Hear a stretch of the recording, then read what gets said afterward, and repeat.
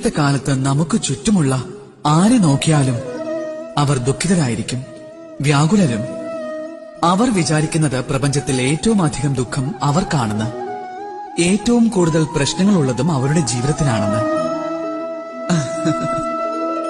പ്രപഞ്ചത്തിൽ അങ്ങനെ ആരും തന്നെയില്ല ജീവിതത്തിൽ പ്രശ്നങ്ങളെ ഇല്ലാത്തവരായിട്ട്.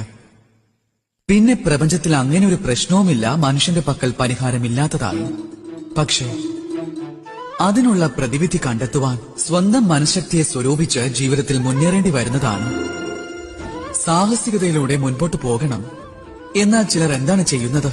സ്വന്തം തലയിൽ കൈവച്ച് ഏതെങ്കിലും ഒരു കോണിൽ ചെന്നിരുന്ന് നിരാശരായി സ്വന്തം വിധിയെ പഴിക്കുകയാണ്. പാടില്ല, അങ്ങനെ ഒരിക്കലും ചെയ്യരുത്.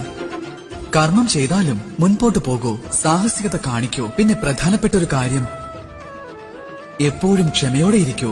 കാരണം നിങ്ങളുടെ ലക്ഷ്യം എത്രമാത്രം കഠിനമാണെങ്കിൽ